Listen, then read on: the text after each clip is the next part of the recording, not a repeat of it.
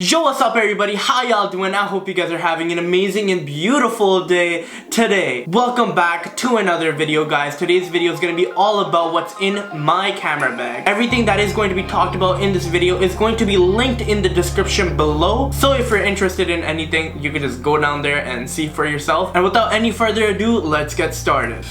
So, this is my camera bag for 2020. And to be honest, I think this camera bag will stay for me with a long time, maybe even like 2 to 3 years, because this camera bag is the best camera bag out there. Without a doubt, this bag checks all the boxes for my necessities. I don't need anything better, to be honest. So this bag is called the Low Pro 450 All Weather 2. So this is the second gen of this bag, and the first generation and the second generation aren't a huge difference, but once I was getting it, I was like, why not? It's huge, it's gigantic. Starting off with the outside, as you can see, I have no Gorilla Pod. So you're like, Zain, why no Gorilla Pod, man? And the truth is, I don't use it anymore except for I'm vlogging. Even when I'm vlogging, I usually like it handheld now. So that's just a preference, because I've noticed that whenever I hold a Gorilla Pod, my camera shakes a lot, and because of that, I usually don't carry it. If I need a tripod on the shoot, I actually bring a tripod, as here to set up right now. One thing that sucks about this bag is that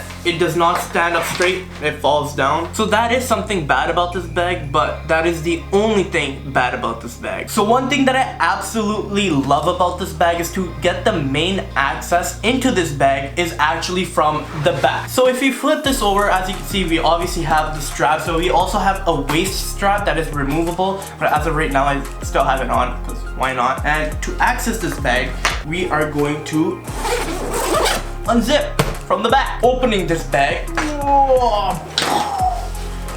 there is so much space in this bag that I absolutely love it. Everything I own basically fits into this one bag that I take on a daily shoot, and I don't need to carry anything extra, which is awesome. Before I dive deep into the bag, I just want to say that everything in here is modular, meaning I can organize it the way I want to. So this bag is basically organized the way I want everything to go in here, and that is amazing. I think over time, when I need new gear and remove old gear, I can again reorganize and change everything that I want to. But as of right now, this is the setup we're going with. So let's start from the top. So over here, as you can see, this is where my main camera goes, but Zain, it's not there. Why? The reason is that obviously I am recording this video with the camera, so it's not here. But this is usually where the camera goes. And let's start off with the right side. So over here, I have the 50mm 1.8 Canon lens. Now this is one of the least used lenses in my camera bag, and the reason is the lens that I'm using right now has replaced this lens. I have the 18 to 35 1.8 on, and this is the 50mm 1.8. And to be honest, I don't need to use this because I have multiple focal lengths there with the same aperture. I still have it because nifty 50, why not? On the gun, if you need it, I have it. Next off, we have the 24 to 70 2.8 Mark II. Now this is the best photography lens that I own, and I think there is nothing better because I do weddings, and this is the best wedding photography lens, because again, it has so many focal lengths that I really don't need another lens, and that's why these are the only two lenses I have other than the lens I'm using right now in my camera bag. That's it. That's pretty much all I carry. If I need to do B-roll, this is the lens. If I need to do photography, this is the lens. If I need to do other type of photography, then I have the nifty 50. Moving on to the bottom, we have my wallet, because money, I need to spend it.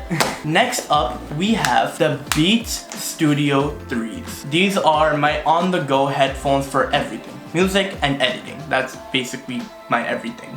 So these are the headphones of choice on the go if I am editing or listening to music, because that's all that I do. But obviously, if I do not have my bag on me, I have AirPods on me, but they're not in my camera bag, so I'm not gonna mention those. So I'm gonna put these on the side. Moving to the bottom, I have a pouch. Now this pouch basically has all my charging and cable needs. Literally any charger that I need and want is in here. So my battery charger, my cubes, I have like 3 in there. And then all my cables. This is how I manage my cables. I just have like a rubber band type thing surrounding it. So whatever I need, I have in here. Okay, now moving on to another large compartment of the bag is where my drone goes. To be honest, I really think that the DJI Mavic Pros need to have like a lock thing on their propellers because they just fly around all the time. You know, I don't really like that. But this is where my Mavic 2 Pro goes. Obviously, a drone is something that I want to be carrying with me all the time when I'm on a shoot. And this bag again allows me to do that because of how large it is. And you guys can't really tell, but this bag's pretty deep. Like, you know, it's pretty deep. Everything's just in there, you know, it's safe. So drone of choice is the Mavic 2 Pro. I've had this for a while now, and I think it is the best drone on the go because look how small it is, literally, compared to my face. And it's awesome. Quality is great. Moving a little higher into the bag, we have drone batteries. I have actually 2 in here, and I have a 4 terabyte external storage. This is a Seagate storage. I've had this for almost over a year, so all my year's worth of footage is in here. Yeah, I think that is perfect for what I need. If I am full, I am going to get a new one. I was full of my old one, but that just stays at home because it's not up to date, and this has a lot of storage in it left still, so yeah. Moving a little higher into the bag, I have the drone controller because obviously to fly the drone you need a controller to fly with, and I have that right here. Okay, so this part is done, all of it. There's nothing left. Actually, there is something left, but I think I'll cover that near the end. Let's move on towards this end of the bag. So if you open this zipper at the top, we have a